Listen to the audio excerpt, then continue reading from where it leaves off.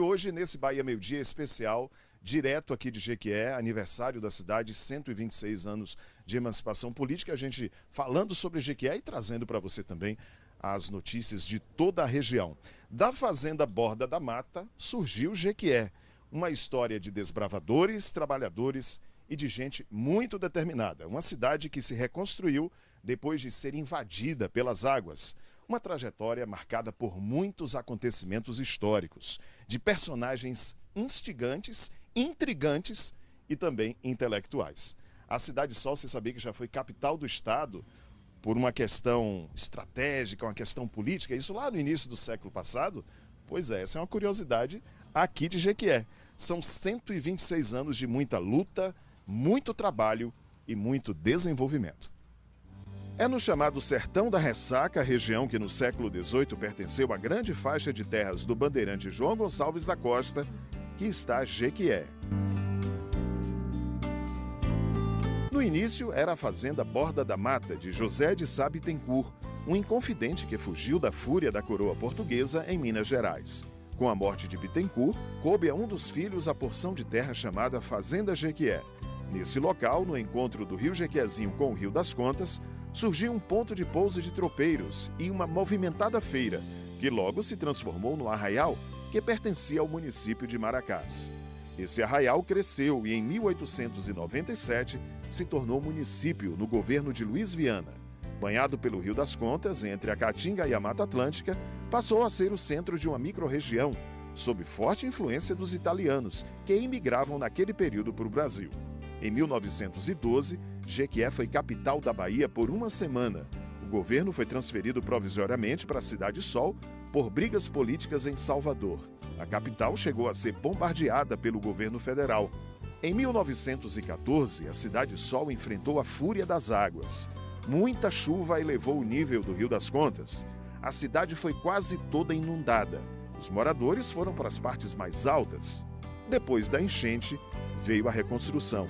Sob as bênçãos do padroeiro Santo Antônio, foi erguida a nova igreja matriz, hoje Catedral de Santo Antônio. Ruas mais largas e novas praças, casas e estabelecimentos comerciais estavam novamente de pé. A cidade ressurgiu e o futuro começava. Jequié foi ponto de escoamento da produção de várias regiões do estado. Aqui ficava a ponta de trilho da estrada de ferro Nazaré. Os produtos eram levados pelo trem para o embarque no Porto de Salvador. Veio a primeira emissora, a Rádio Baiana de Jequié. Crescimento do comércio, abertura de rodovias. Surgiram os primeiros serviços de saúde. Em 1947, foi inaugurado o Hospital Geral Prado Valadares, hoje um dos maiores e mais modernos da Bahia. Chegaram as primeiras agências bancárias. Escolas como o Centro Educacional Ministro Espino, aos SEMES da rede particular, o Colégio Castro Alves e o Instituto de Educação Regis Pacheco, escolas públicas. A Faculdade de Formação de Professores foi um marco no ensino superior e, tempos mais tarde, se tornou a UESB.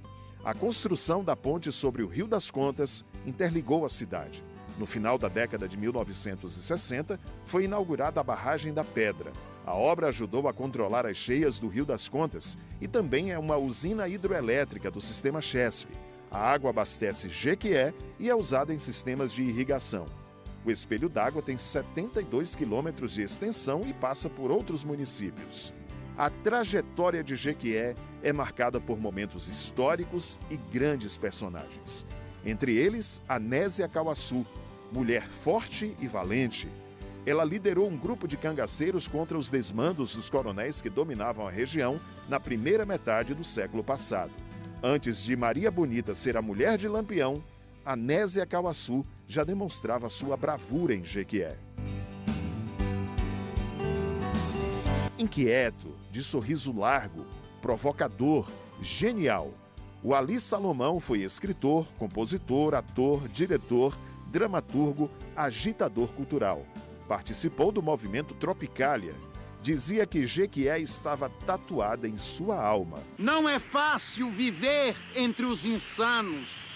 Erra quem presumir que sabe tudo, se o atalho não soube dos seus danos. Jequié de ontem e seus momentos de dificuldade e superação. Jequié de hoje, cidade pungente, e com vocação para o crescimento. A produção agropecuária é uma força na economia.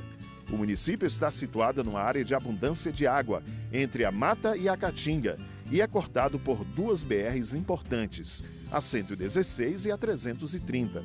Possui um centro de distribuição de produtos derivados do petróleo, Poliduto. Abriga um distrito industrial com dezenas de empresas que produzem mercadorias e alimentos comercializados em várias partes do país. Jequié, forte na indústria. Comércio diversificado no centro da cidade e nos bairros. Jequié forte no setor de serviços, saúde, cultura, educação, turismo. Jequié de belas paisagens e cachoeiras. O Lago da Barragem da Pedra encanta pela beleza. A Catedral de Santo Antônio, em estilo gótico, é cartão postal obrigatório. Jequié é terra de muito calor, daí o seu carinhoso apelido de Cidade Sol. As temperaturas no verão chegam a 40 graus. Jequié é de povo caloroso e acolhedor. São quase 159 mil habitantes na cidade e na zona rural. E tem mais gente chegando. O município cresce, se desenvolve. Parabéns, Jequié, pelos 126 anos de emancipação política e como deseja o hino da Cidade Sol. Que o teu futuro envolva em glórias mil, para que, invejando a tua sorte, me abisme das grandezas do Brasil. Jequié,